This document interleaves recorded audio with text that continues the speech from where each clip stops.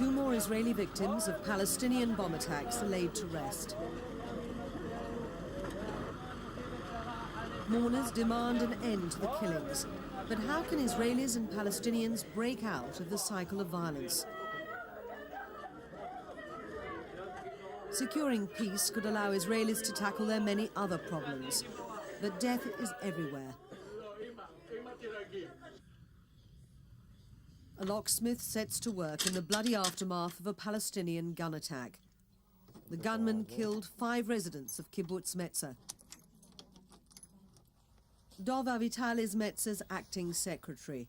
His predecessor was among those killed in the attack. The killer came here, he saw light, tried to enter, shoot 2 shots at the door, didn't open, kicked the door, didn't open. So he went around and entered through the window, found the children, killed them and the mother. Matan and Noam Achayan's toys and clothes are still scattered about their home, frozen in the moment of their deaths. Dov Avital and the people of Kibbutz Metzer don't want revenge for their loss. They want peace. To achieve it, they support an Israeli withdrawal from the West Bank and the establishment of a Palestinian state. Such views almost amount to treason in the eyes of Prime Minister Ariel Sharon and his Likud party. A security fence separates Metzer from a neighboring Arab community, although relations are generally good.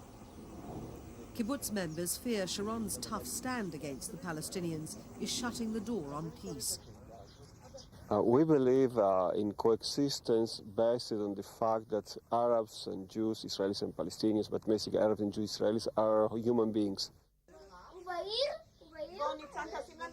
We have 2 or 3 children from Arab villages that are being educated here daily in the kibbutz. I think the difference between us and the political spectrum is we don't patronize the Arabs. We don't say we'll give you peace, we'll give you a state. We just relate them as human beings. When we have joys, weddings or festivities, we'll do it like human beings.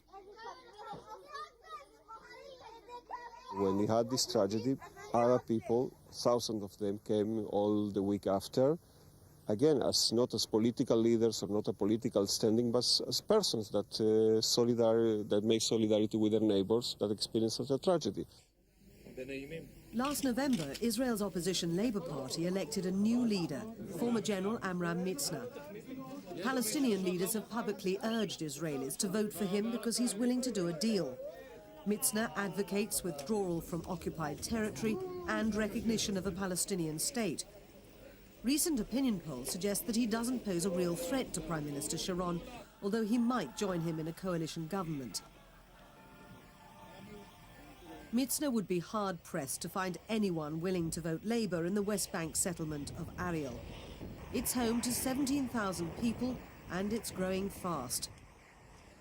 Ariel's residents know the future of their community could be at risk under a Mitzna administration. As well as calling for eventual withdrawal from the occupied territories, Labour wants settlement budgets slashed immediately so that more money can be spent on social projects, like alleviating growing unemployment throughout Israel. Not surprisingly, Ariel's mayor, Ron Nachman, is a member of Sharon's Likud party. He's also a fierce opponent of Labour. When the Palestinians hear what the Jewish leaders from the Labour Party say about the illegitimate of the settlements or the settlers, so they say, okay, we can kill them. We can murder them. What they say, those clever people from the Labour Party and from this side of the political map, they give a permit to kill us by saying it indirectly. So I feel very bad about it.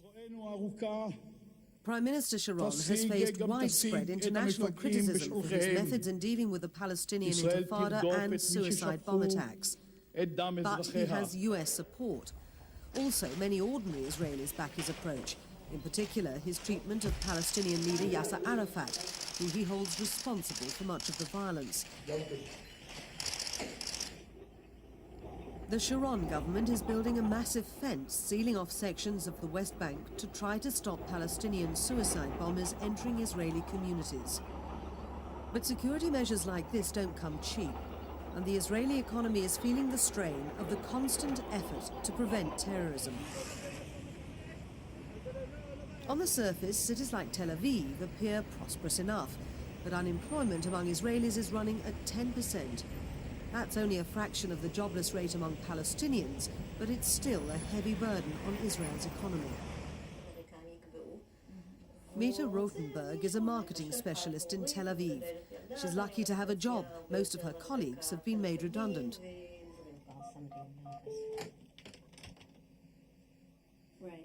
Losing her job would be disastrous because she's bringing up a young daughter, Sissy, alone.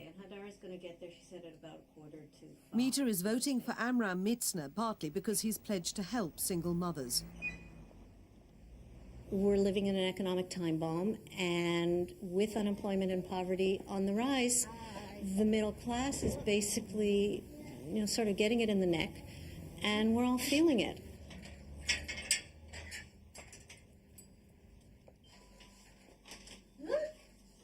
You want to open it? Okay, you can open it. Open it. Oh, look! Look! Wow! Oh, The costly and interlinked issues of Israeli settlements and continuing violence influence Meta's political preferences. It does affect my vote. I have no problem with people choosing where they want to live.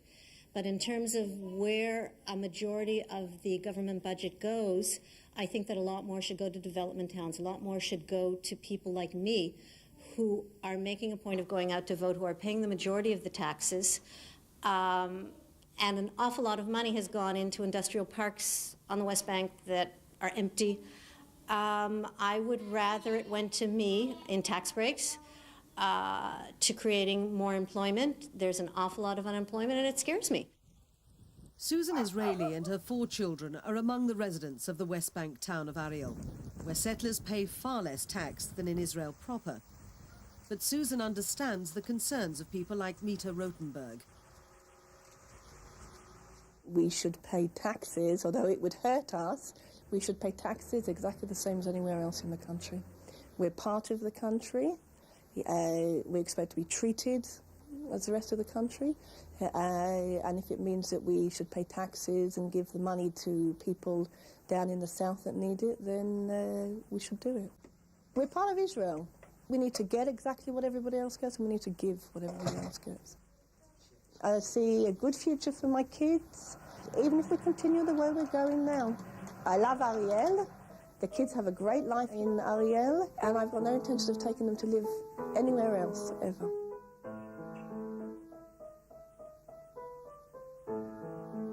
Why do I love it here? Because I know lots of people. I've made lots of friends. I like going to the centre, shopping or sitting, having coffee, and every 5 seconds it's hello to this one and hello to that one. I'm quite happy with Ariel Sharon. I think I'll stay with Likud and keep them strong. Opinion polls suggest it'll be Ariel Sharon leading the next Israeli government. But Labour leader Amram Mitzna could have a crucial role if his support becomes essential for Sharon to lead a coalition in Parliament. Just establishing such a coalition would be difficult enough, let alone making it work. But a lot of lives depend upon the outcome.